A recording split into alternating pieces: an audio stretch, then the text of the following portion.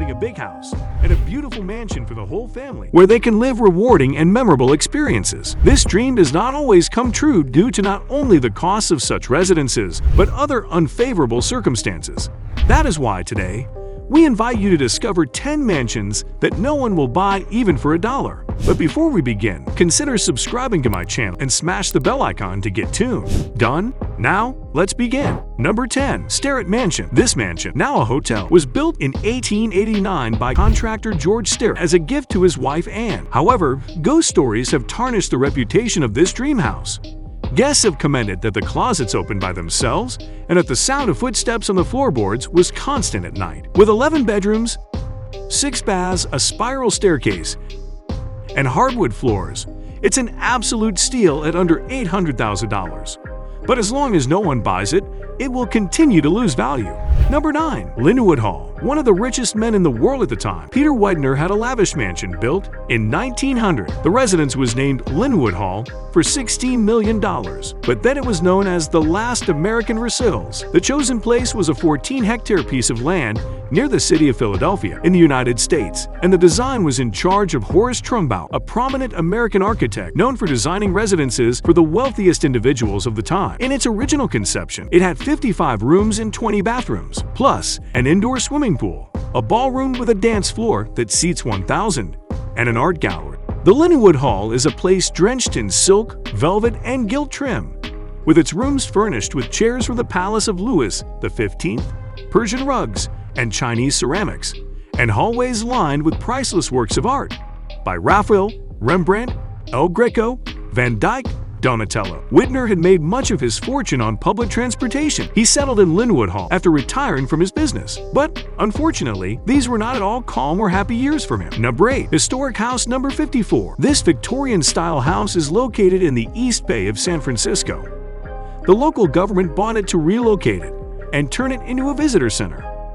The renovation plan failed, and the house was abandoned. Now, the government has put it up for sale, hoping that someone will buy it for only $1. The problem is the cost of relocating it and completely reforming it, something for which it is being impossible to find a buyer.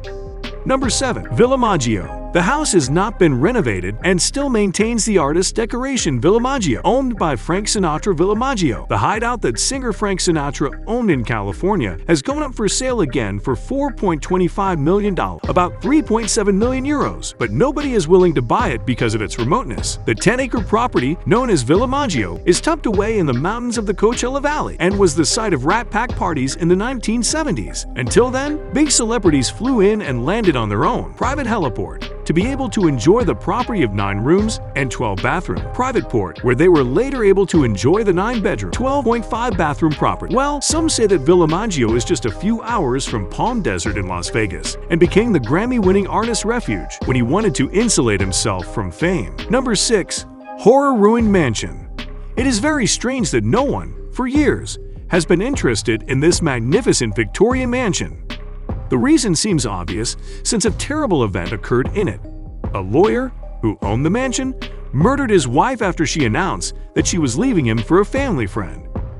The house is still for sale and features 2 acres of land, a tennis court, and an abandoned neighboring house that could be demolished and replaced by 2 new properties. As magnificent and cheap as this one is, it seems that the scars of what happened there will never disappear. Number 5. Victorian Mansion. This is a Victorian mansion built by furniture tycoon Sylvester K. Pierce in 1875 and which contains the memory of at least 6 deaths. The Victorian mansion turned into constant nightmares due to, according to their owners, mysterious presences that tormented them night and day with inexplicable slamming doors in the wee hours of the morning, voices in the basement, or mysterious figures in the corridor. But nobody wants to buy this luxurious mansion. With a 3-story Victorian facade in shades of yellow and green, it is covered in rich ornamentation with housing extensions in the form of porches and galleries, as well as a central tower under a classic slate roof. Its interior is worth visiting. The entrance hall welcomes a journey permeated by the essence of the years, both in the decoration and in the structure.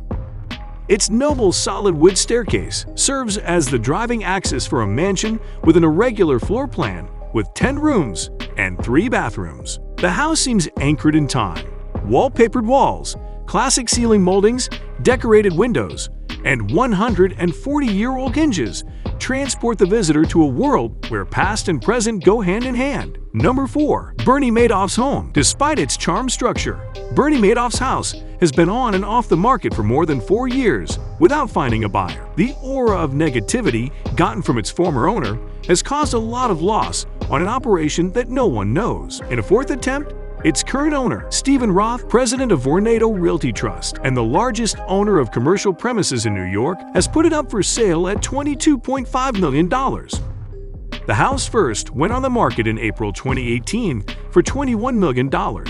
He had no offers, so the price was reduced to $19.9 million. He returned to real estate for $17.9 million in 2020, but nobody has bought it till today. Number 3. Granite Loma. The place seems like a dream, but the truth is that this property has been for sale for years, and nobody wants to buy it. It went on sale for $40 million, but after cutting that price in half, interest has been non-existent. It is located on Lake Superior, Michigan, and was built in 1923.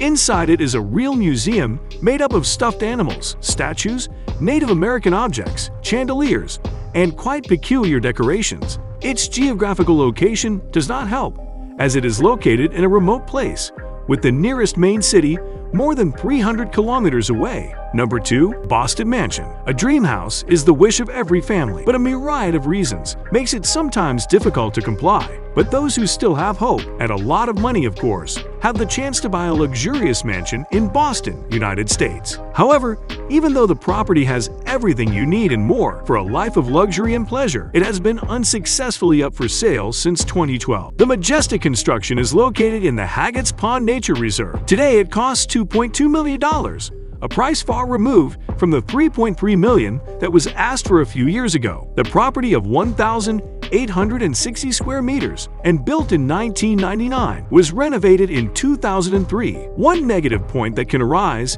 is the fact that the house is easily accessible to almost anyone, a fact that when choosing a mansion, wanting privacy and security is of vital importance. But what can one find when crossing its entrance? Namely, a huge garden with miniature golf, an indoor pool with slides, and even a basketball court and a gym.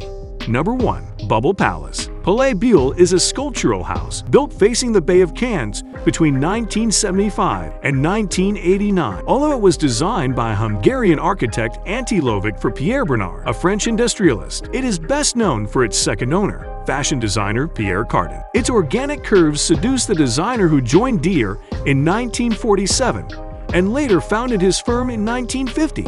The 1,200 square meter house is organized in bubble-shaped modules and consists of a lobby, a panoramic lounge, an open-air amphitheater on the edge of the cliff with a capacity for 500 people, 10 bedrooms, different outdoor swimming pools, and several waterfalls that end up composing an idyllic scene.